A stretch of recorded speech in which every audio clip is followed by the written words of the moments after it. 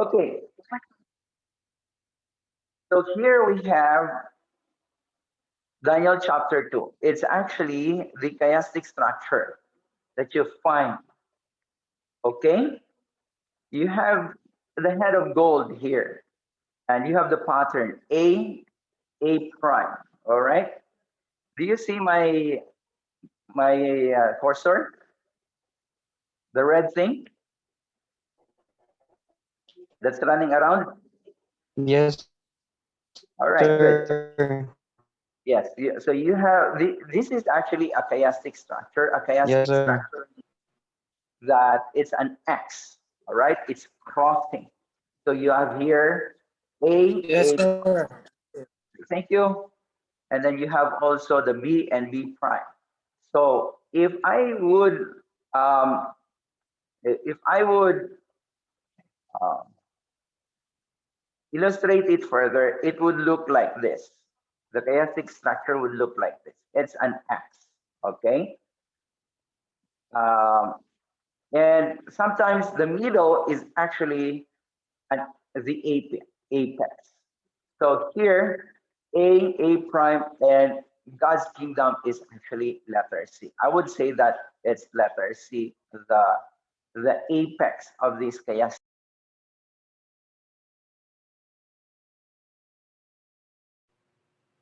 Nakamute og balik, sir. Yeah, sorry. I'm again caught. I don't know what's happening our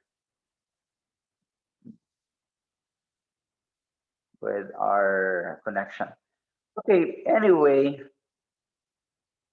I was saying a while ago that we have actually an X right here.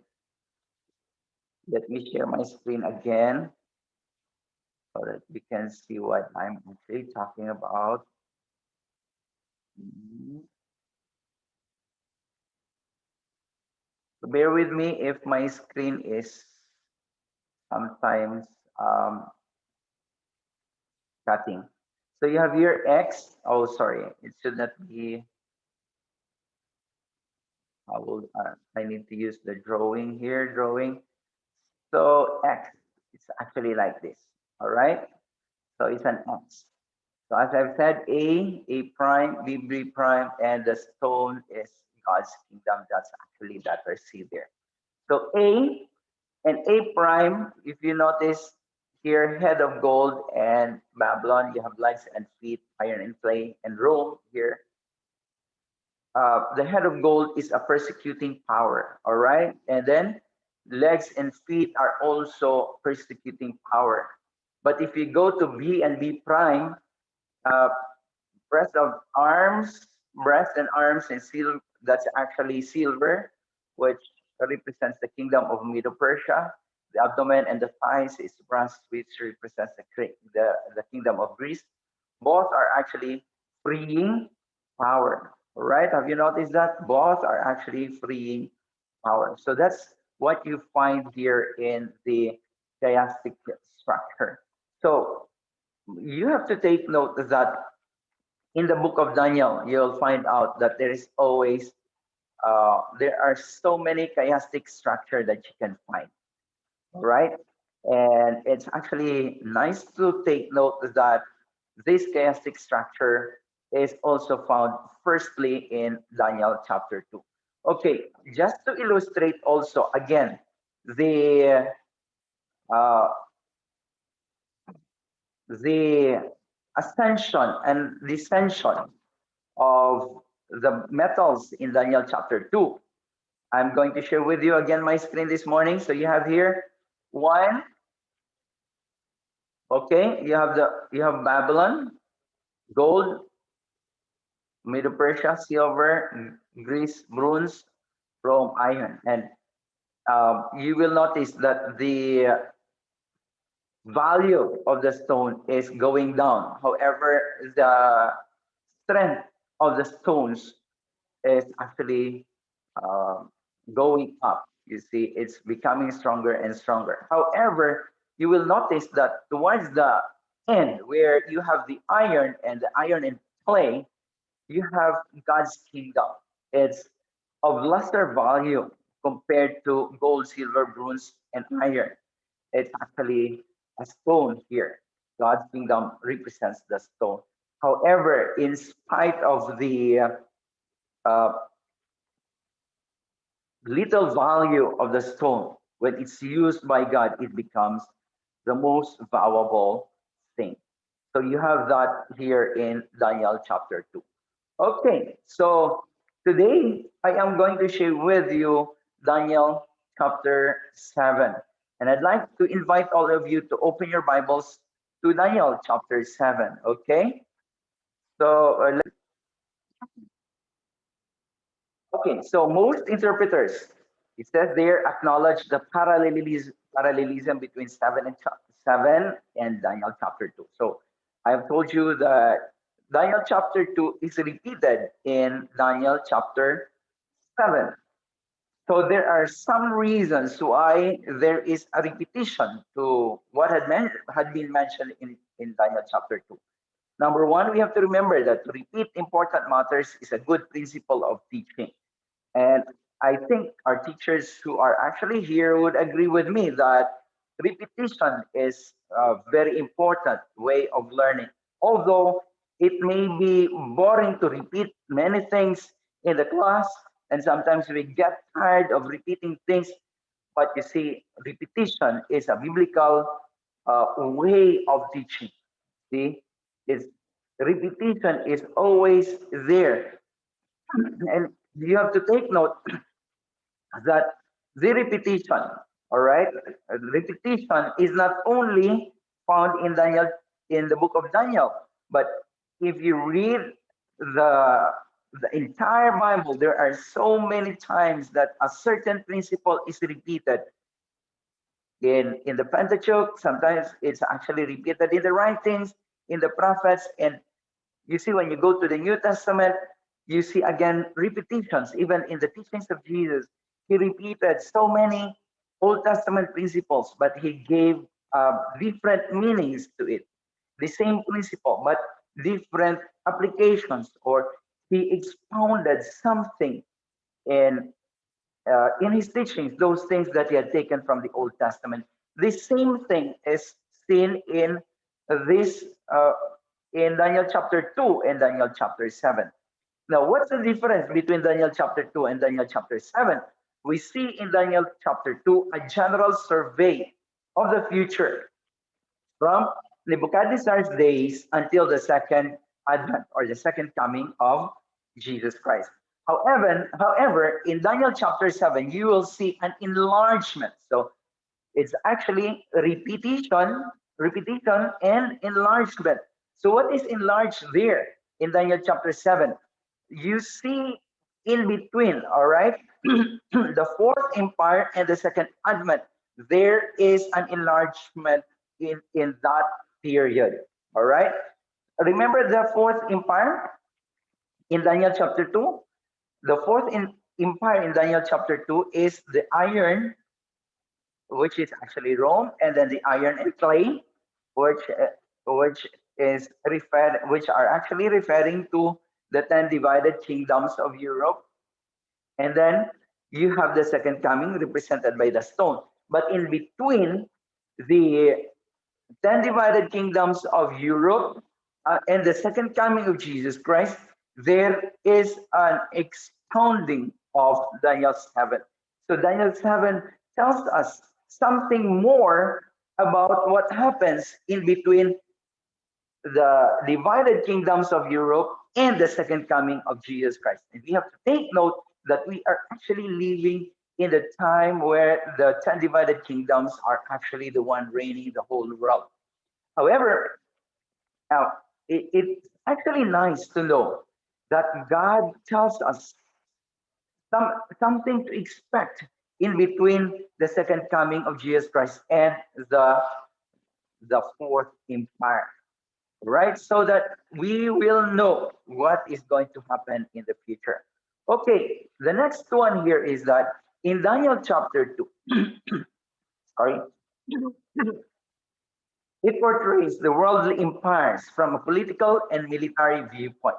So you will find out that in Daniel chapter 2 is more of a political nature. However, when you look at Daniel chapter 7, although there are political powers still in existence there, but there is another aspect that is injected or that is added to this military and political powers, and that is the spiritual power.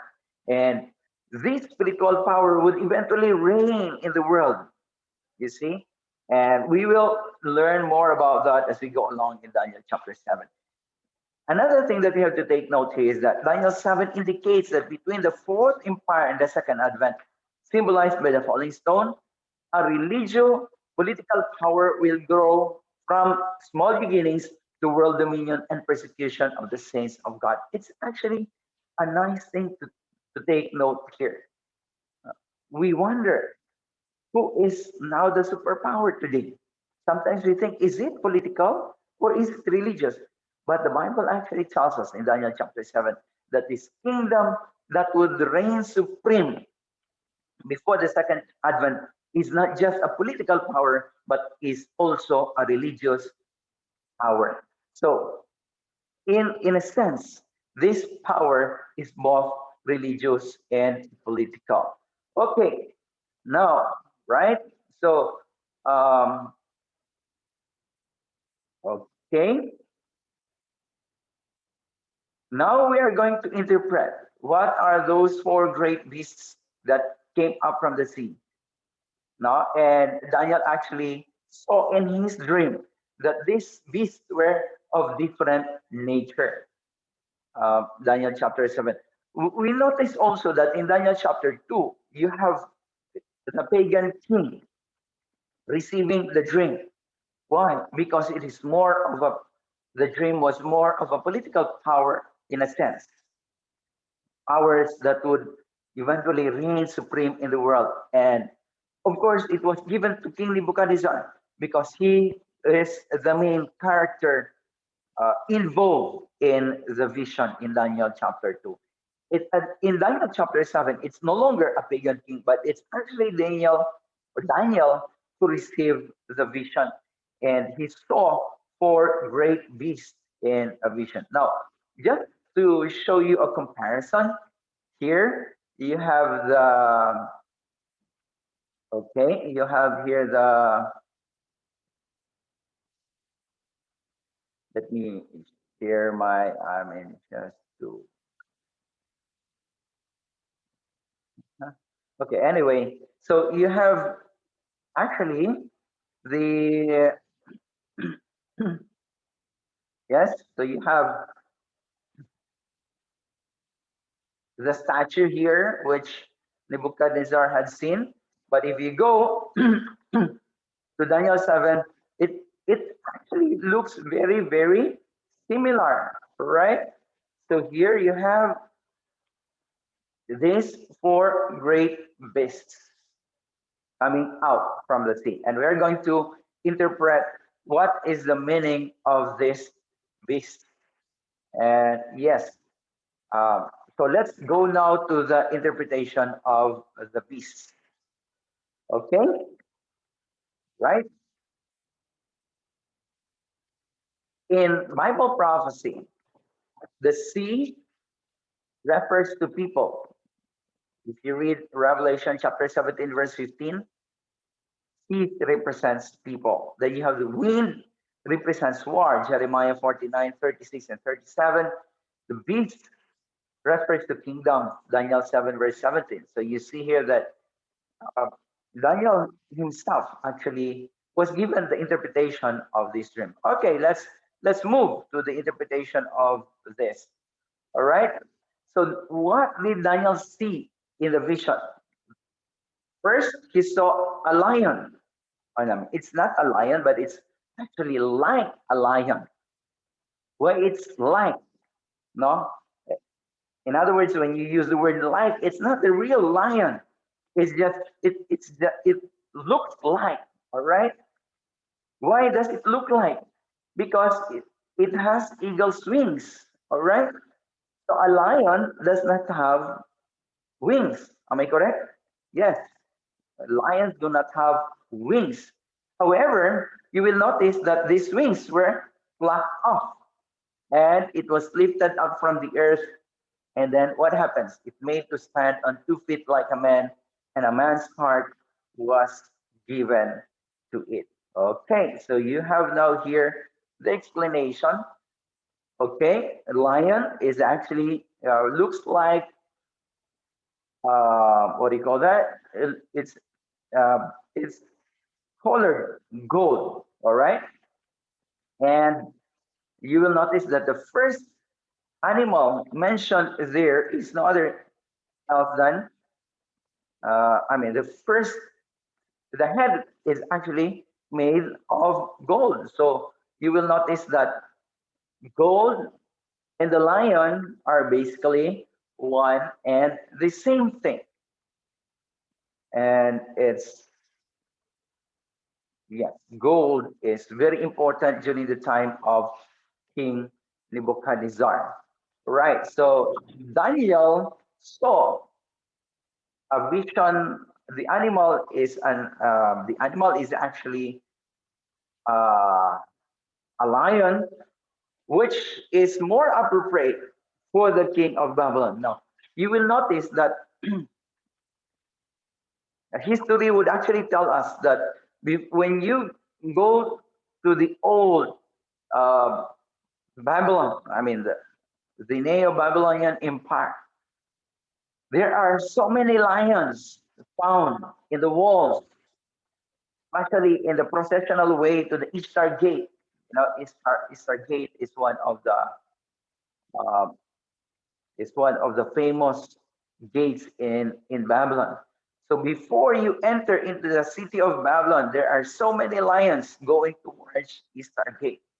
And at the gate itself, you will see lions.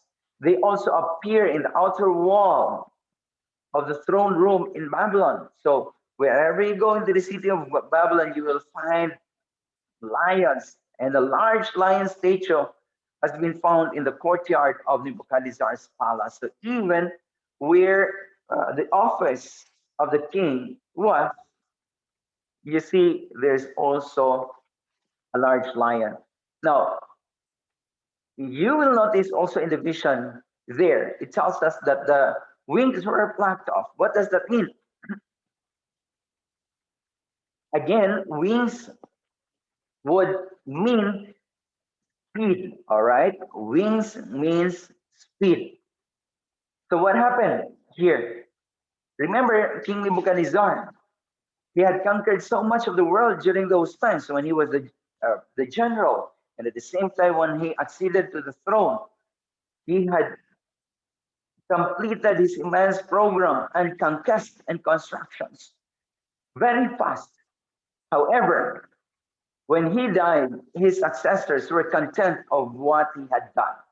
So they just, stayed in the palace, content of uh, just enjoying the wealth and the luxury that they had inherited from their father. That is why you see, not only that the wings were plucked off, the lion was also given a man's heart. You know what's the meaning of a man's heart is? I mean, what does a man's heart mean? A man's heart means that man is very much contented. Open and close quotation. All right. So yes, this is what happened to the lion. It became very, very contented. So the children of King Nebuchadnezzar, instead of pursuing what their father did, they were contented in what was left to them by their father. Okay, so we have here the next beast. Daniel chapter 7, verse 5 tells us that another beast came up. It's actually a bear. And take note, when it was standing, it was raised up on one side and had three ribs between its mouth. Now, between its teeth. And they said, thus to it, arise, devour much flesh. So, bear. What you see here is actually a brown bear, but many bears are not brown. Some bears are also gray, or it's like silver. And you see the hands of silver here, right? It's actually made, the hands, the breast is actually of silver. Supposedly, the bear should be, mm, the bear should also be what you call gray bear, not brown bear. But anyway, what I will explain to you why it's called a bear. So then, of course, we all know already in Daniel chapter 2 that the breast refers to Medo Persia. And the bear, if we follow the principle that we have, repeat and enlarge, the,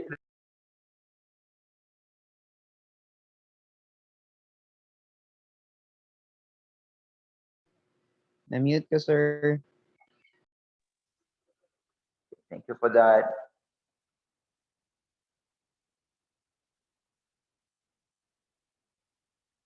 Am I sharing my screen now? Yes, sir. Okay, it's a bear, all right? Now, it's Medo Persia, and then those three ribs actually refers to Lydia, Egypt, and Libya. These are the kingdoms which the Medo-Persian Empire had conquered during those times. And you will notice that Medo-Persia is also a very powerful kingdom because it subdued other three kingdoms. So this is the map of the Medo-Persian kingdom. So the green one is the map for that fourth kingdom. Okay, so here, Medo Persia, Lydia, 547, Babylon also, 539, Egypt, 525, and during that time, in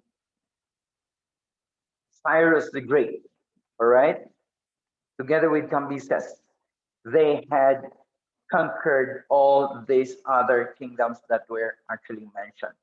And under Darius and Xerxes the Great, Persia attempted to conquer Greece, but the Greeks uh, defeated them at Marathon, all right? And again at Salamis in 480 and in Plateau in 479. So if you will notice here in this map, okay, I'm not sharing my screen. I'd like to share my screen. Am I sharing my screen? Yeah, I'm sharing my screen. So let me use my spotlight here, okay? So if you notice, you have here Marathon, okay? And then you have Plateau here. Sorry, let me bring that back. Plateau. And then you have, where is Salamis? I could not find Salamis anyway here. But anyway, here, Salamis is actually here, all right? So this is where the Greeks, okay? So you'll see here, this part is actually, this Greece is actually here, right? Greece. And then this is the Medo-Persian Empire. They fought in Platae, okay? They fought in Marathon, and they also fought in Salamis. But you know, the Medo-Persian Empire tried, but they actually lost to the Greeks. And eventually, we'll go to the next kingdom, and let's see who was that next kingdom here. All right, so you have now the leopard here, the third animal. And take note, it has also four wings, and not only four wings, but it has also four heads. What's the color? Well, looks like it's bronze. That's the color of the leopard, all right? And you have also here the thigh of brass. It's actually bronze, no? What is this kingdom? It's no other else than Greece. Greece reigned from 331 to 168 BC. Okay? And what happened? You know, the Grecian Empire was actually led by the young King Alexander. The wings actually, as I've told you a while ago, it refers to the swiftness, the speed of the conquering kingdom. And this leopard is noted for the swiftness and agility of its movements. Yes, four wings. It's different from the lion. The lion has two wings. This one has four wings, so it's faster.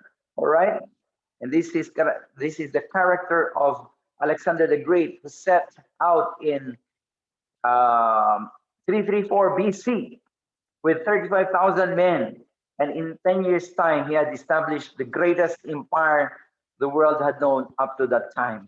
You see, he had reached. I will show you the map later. He had conquered the whole world, you know. And the four heads, remember, we have mentioned, I mean, in the scripture, heads represents rulers or kingdoms. Daniel chapter 2, verse 38. Yes, we have mentioned that in Daniel chapter 2, when Daniel said, "You are that head of gold," pointing to King Nebuchadnezzar and referring to his kingdom, Babylon. So here we also have four heads, which represents four different kingdoms. Isaiah 7, 8, and 9 also tells us about that. So the four heads represent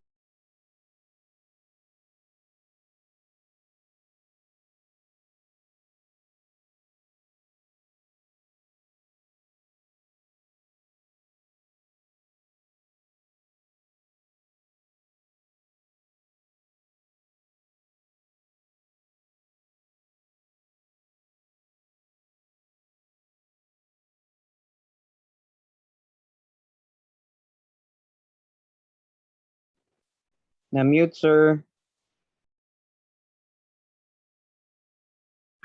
when Alexander the Great died, you know, history will tell us that he had no children. So he passed his authority to his generals, and these generals were all trained in war, very, very fierce individuals. And all right, let me share my screen once again with you, okay, to let you see what are those kingdoms. Okay, and I hope you are taking down notes so that when we have our exam, you will be able to just remember those things. Okay, so the four generals are Seleucus. Okay, so you have here. Okay, so you have Seleucus. He received Asia from Phrygia to India. Then you have Lysimachus. He took Asia Minor and Thrace. Then you have the other general, Ptolemy. He conquered Egypt. And then you have Cassander here, who was at the time a governor of Macedon. He now became the ruler of what later on he called as Macedonia. So in this way, four kingdoms arose from the empire kingdom of Babylon. Now let's look at the map here. You see the map there. Do you see the map? Not yet. Okay, so those are the maps that you of the kingdom of Alexander the Great. So you have here, yes. Okay, so he had conquered even up to India. No, actually conquered all of these places. Egypt is actually here. India is here. Wow. And of course, you have Jerusalem actually here. And then you have here, where is Syria here? Mhm. Macedonia. Okay. Macedonia is actually here, right? And then you have this area actually here is Asia. And then you have also where is Syria? Okay, Syria is actually here, right? So if you'll notice, um, if this is the compass, this is the north, right? So you have the north here, Egypt. You have the south here, Syria. Macedonia is actually the west, and uh, this side is actually east. Okay. So yes, so that's how it looks like in those days. All right. So yes, so that's the kingdom of Alexander. Very vast area, and he had taken all of these areas in 10 years time, which tells us that he was actually very, very fast in um, conquering the whole world. All right, so let's go to the next kingdom. What does the Bible tells us here?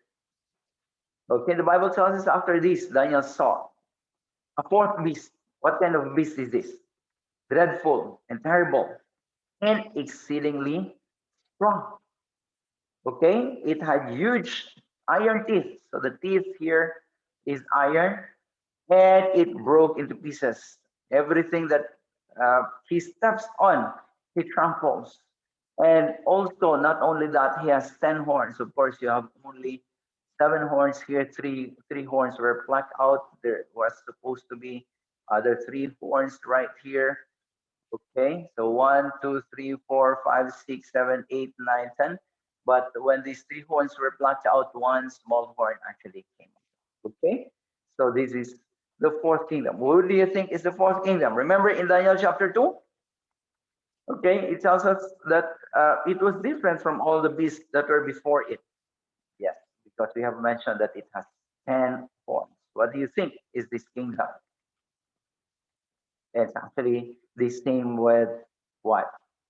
The iron, the iron feet that you find in Daniel chapter 2. And there's other else than the kingdom of Rome. This kingdom of Rome reigned from 168 BC to AD 476.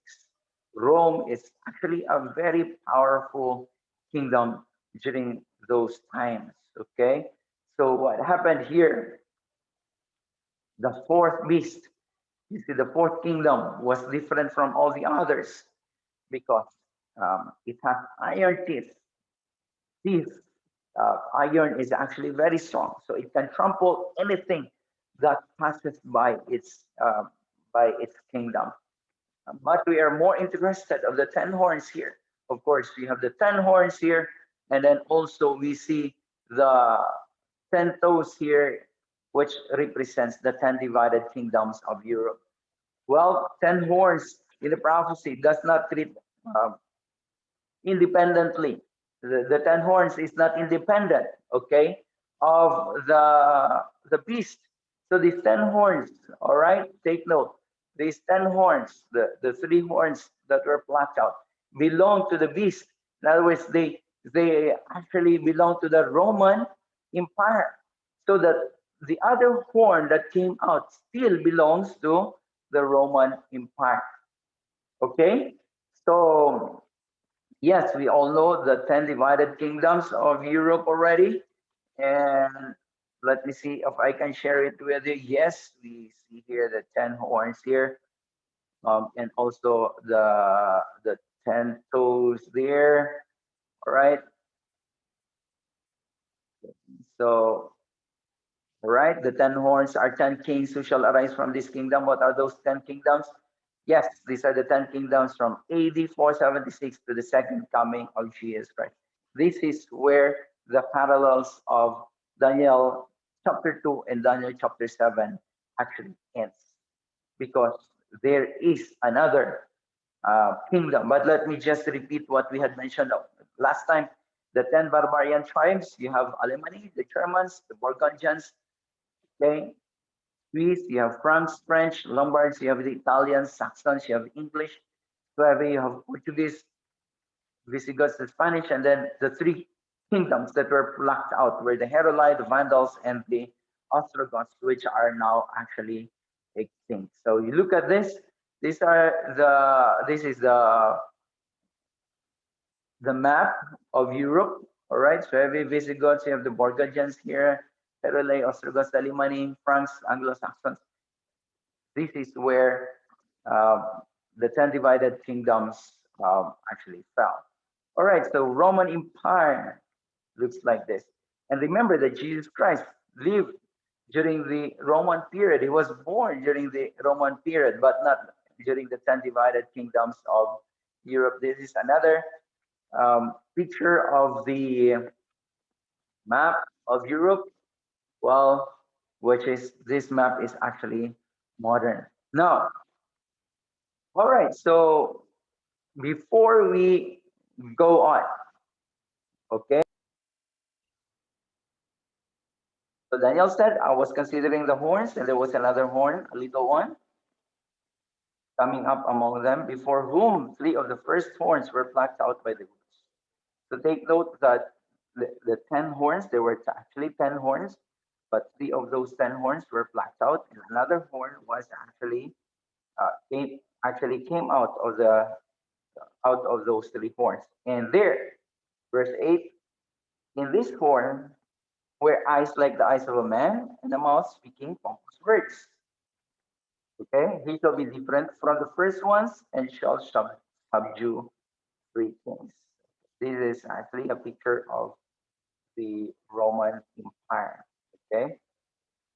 Now, these are the descriptions of the little horn power. Number one, it rose out of the fourth beast, verses 8 and 24. That's number one.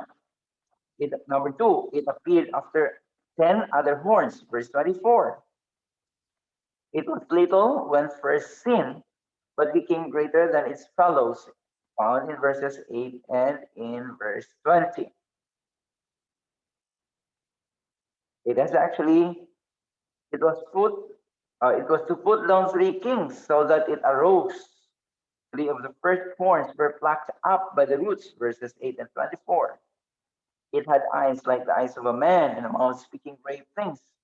It spoke words against the Most High, verses 8 and 28. It was to wear out the saints of the Most High, verse 25. It was to, it was to think to change times and the law, verse 25. And it was allotted a special power for times, and past time. So let's look at a little bit of the details that we have here. We have to take note that again, the beast is no other else than the Roman kingdom. And the 10 horns were part of the Roman Empire. And three of those horns were plucked out. And out of those three horns, what happens? Okay, you'll find out that there is another horn that actually came out. And we have to take note that this one horn came out of the same beast, which is actually the Roman Empire. Right? Now,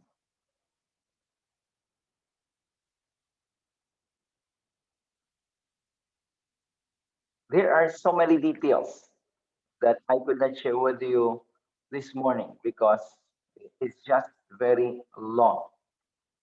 But I will just take note of those three horns that were plucked out. First three horns. Why were they plucked out? Those three horns were plucked out because they were Aryans. You know what Aryans are? Aryans do not believe in the divinity of Jesus Christ. They only believe that Jesus Christ is actually a human being. So what are those three horns? It was mentioned a while ago. Number one, we have to take note that the Heruli, the Vandals, and the Ostrogoths were the ones that were removed from power. Okay? And okay, do you want some of the details? All right, so probably I'll give you some of the details here.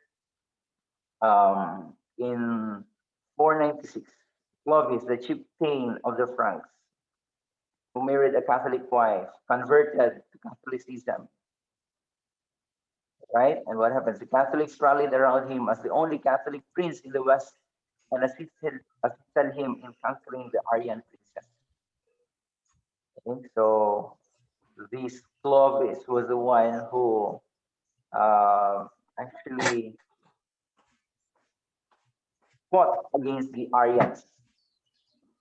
Um, in Gaul, Burgundy, and Bavaria, these kingdoms were more or less uh, united with Clovis. And so in 496, in Italy, he actually thought that it was good to promote the leadership of the papacy, Pope in Rome. But in Italy, papacy was still under the yoke of the Arian rule. So in Africa, the Vandals began persecuting the Catholics. Okay. And then Emperor Justin in Constantinople began persecuting the Arians. And eventually, in 533, the persecuted Catholics in North Africa appealed to Emperor Justinian in Constantinople to send troops against the Arian Vandal oppressors. So Justinian sent Belisarius, the greatest general of his age, to defeat the Vandals in 533. Ayun. Hindi na kung gutom ko. Okay? So in 535, Belisarius, fresh from victory in North Africa, arrived in Italy and took on the Ostrogoths. And in 554, the Gothic hold on Italy was completely broken. All right, so the Goths were destroyed in 554. So in sometime also in 493 AD, all right, AD 493, the Herulian kingdom in Italy was also overthrown. After the Goths were overthrown, the three horns, the Heruli, the Vandals, and the Ostrogoths were actually plucked out, and the power of the papacy asserts itself. And in 533, Emperor Justinian recognized the Pope as the head of the whole church, both east and west. Okay, so there are three donations that established or made the power of the church very great. What are those three powers? I'll stop here, and then I'll be sharing my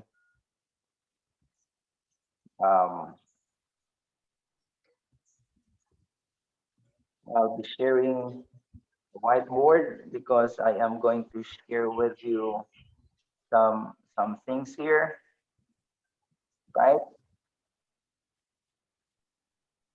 I'll just make it a little bit.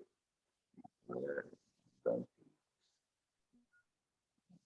check because I'm going to share with you some things about how the papacy actually became powerful. Number one, all right.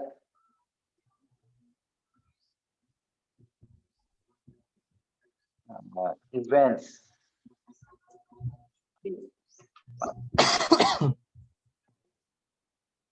Can you see my whiteboard? Events that greatly There. enhanced the church power.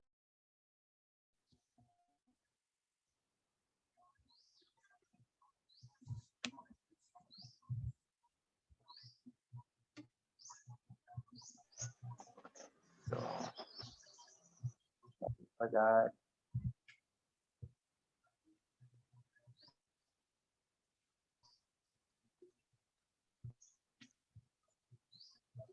events that greatly enhanced power of the church. Okay, number one, the donation of 15. What happened here?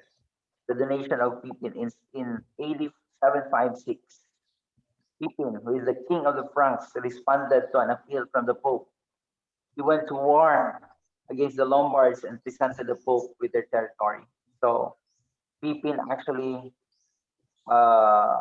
donated the Lombards, I mean the area where the Lombards were, and this territory was given to the king, I mean to the Pope, all right? Ravenna and its adjacent district, the Pentapolis, this was the area that was given to the Pope. Although very flimsy, but these are sufficient grounds. And this became the center of the power of the Pope during the time. Another one is the donation of Constantine. Constantine. What did Constantine give? In the 8th century, the document appeared which claimed that Emperor Constantine, Constantine the Great, the Emperor of Rome, who transferred his capital from Rome to Constantinople, had already given the Pope all of Italy as his temporal domain. So Constantine gave the Pope the whole of Italy, right? And yes, and it became the place where the Pope actually ruled. And then the third one, the third event is the crowning of Charlemagne by the Pope. You know who is Charlemagne is? They call him also as Carlos Magnus, right? Sometime in AD 800, the Pope unexpectedly placed a crown on the head of Charlemagne while the latter was kneeling at the Cathedral of Milan, Italy, and proclaimed him the ruler of a Holy Roman Empire. The Pope thereby established under his own control, the so-called Holy Roman Empire, in which for 1,000 years emperors were presumed to rule European institutions until 1806, when Napoleon forced Emperor Franz II of Austria to relinquish the title as the Holy Roman Emperor. So this time, you know, in sometime in during the time of Gregory the Sixth, Pope Gregory the Sixth, the papacy actually reached its zenith. Why? Because at this time the Pope claimed enforced the theory that the Pope could actually depose kings. In other words, Pope Gregory said that kings can be changed by virtue of the power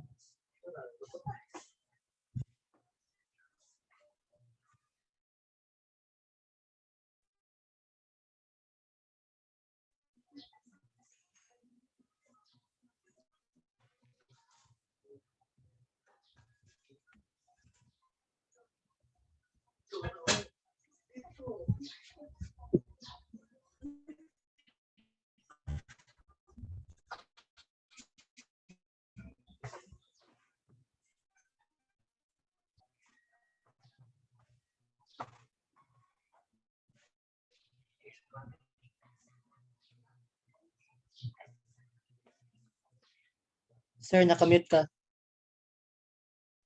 Sir, nakamute ka, sir. Sorry. Okay, so here we are.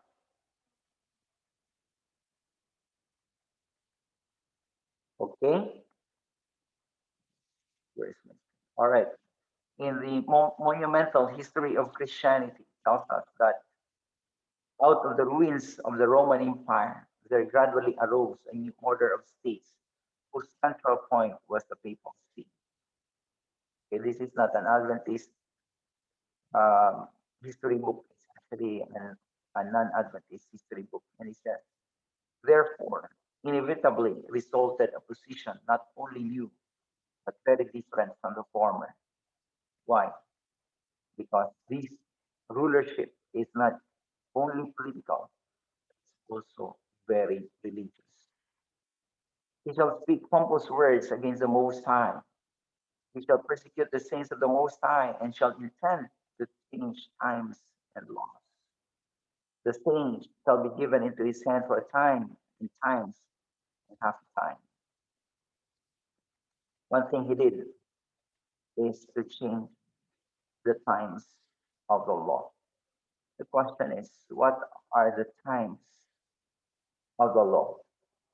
What part of the law that has time or seasons, or it's actually appointed times? There's no other part in the law that has this appointed time, except the Sabbath. So, you know, the Pope think to change times and laws. He destroyed the Sabbath. All right.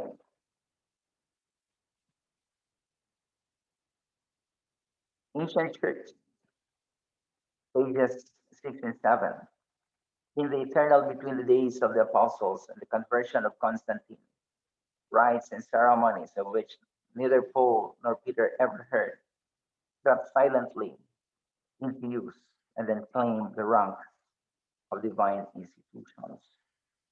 Just like a spider who can actually make spider webs in your house without uh,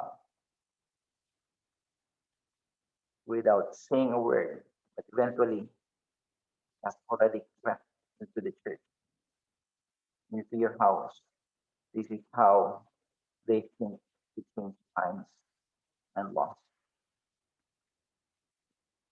Okay? I'm going to stop here first. Or, no. According to James Cardinal Gibbons, the faith of our fathers, he said in page 89, you may read the Bible from Genesis to Revelation, but you will not find a single line authorizing the sanctification of Sunday. The question is, the scriptures enforce the religious observance of Saturday. In the Calvary's Catechism, according to Peter Gerryman in 1977, page 50, question is, which is the Sabbath day? What do you think is the answer? According to that catechism, Saturday is the Sabbath day. Why do we observe Sunday instead of Saturday? Because the Catholic Church transferred solemnity from Saturday to Sunday. In the Catholic Encyclopedia, the Church, after changing the day of rest from the Jewish Sabbath, or seventh day of the week, to the first, made the third commandment refer to Sunday as the day to be kept holy, as the Lord's day. Daniel predicted that this little horn, this kingdom, this religious political kingdom, will think to change times and laws. Actually destroy fourth commandment. Charles Keating, Catholicism and Fundamentalism, published in 1988. In page 38, he said, fundamentalists meet for worship on Sunday, that there is no evidence in the Bible that corporate worship was to be made on Sundays. The Jewish Sabbath or day of rest was of course Saturday. It was the Catholic Church they decided Sunday should be the day of worship for Christians, in honor of Christianity, in honor of the resurrection. Another question: When Protestants, when Protestants do profane work upon Saturday or the seventh day of the week, do they follow the scripture, their only rule of faith? On the contrary, they have only the authority of tradition for this practice. In profaning Saturday, they violate one of God's commandments, which on their principles has never been abrogated. Remember, the Sabbath day.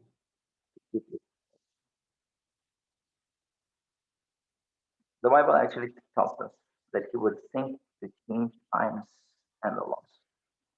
It's actually fulfilled right before our eyes.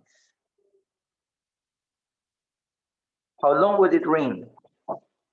It would rain for 1,260 years. The Bible actually tells us it would rain a time, times, and half a time. Okay, let me share my screen with you this time. This is another thing that I'd like to share with you this morning. The time of his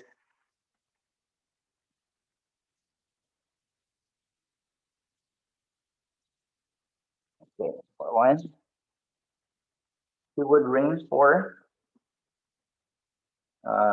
time, time, times, and half a time. If you have read actually the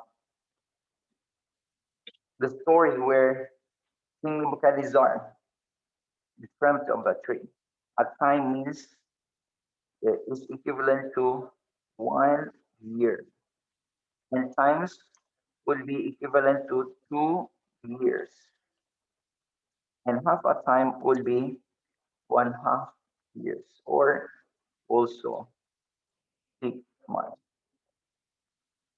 Okay.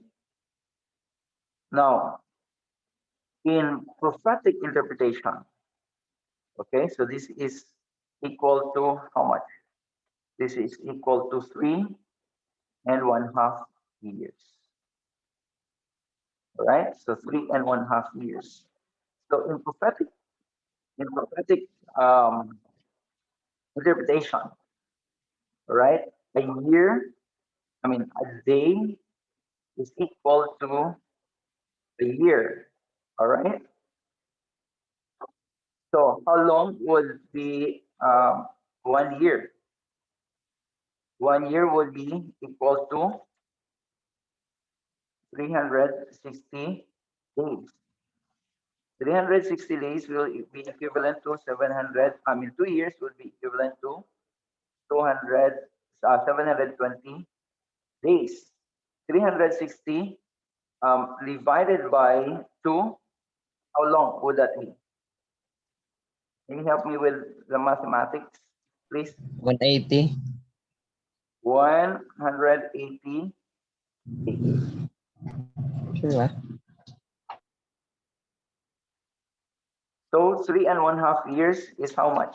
Is equal to 1,260 days or years. Okay. So this is actually the time frame. Am I correct? 0, 8, 8, 16, 31, 4 plus 7. So that's yes, that's 1,260 years. Okay. What is the interpretation of this 1,260 years? The 1,260 days or years,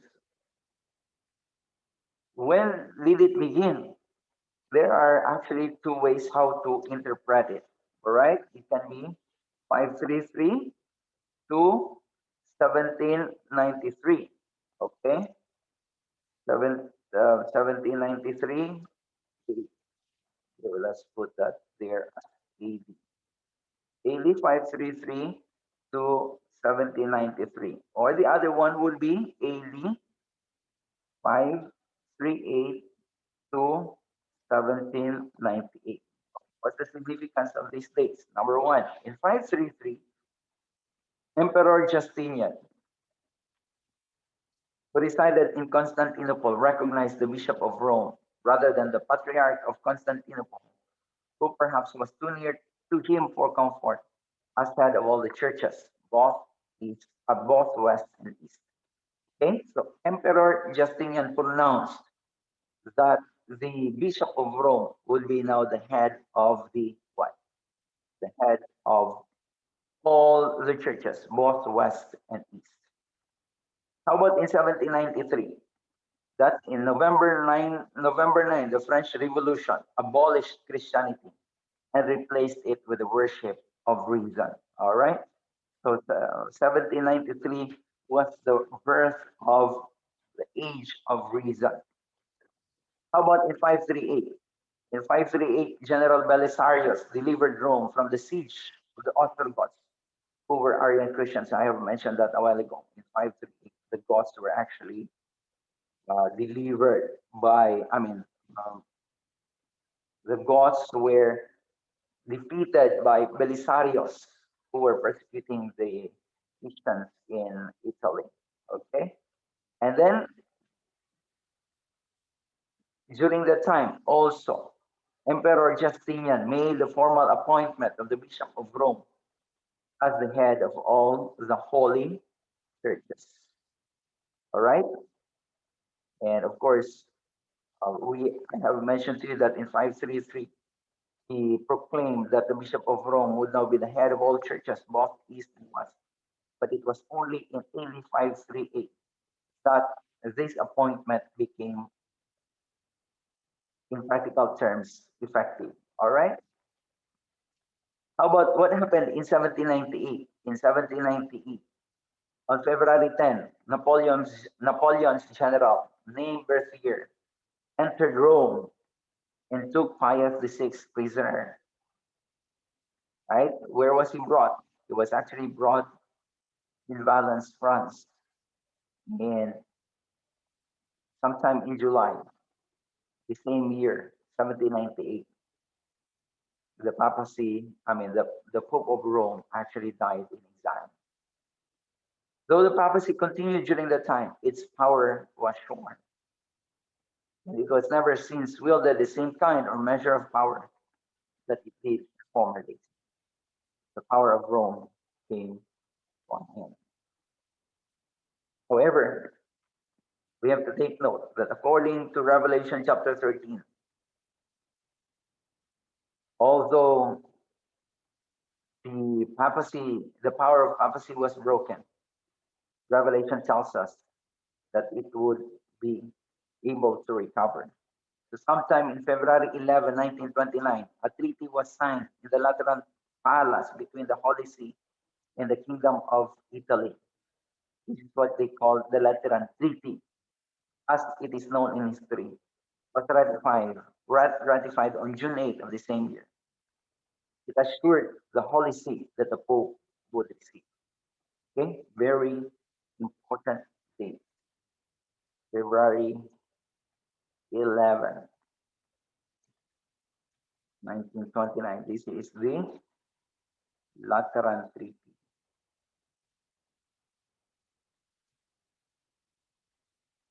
Pope to the Holy See.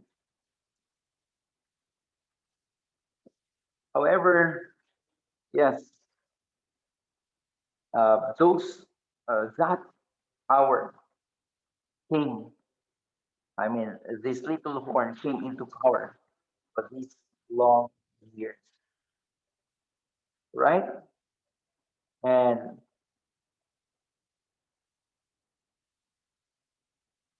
we have to take note that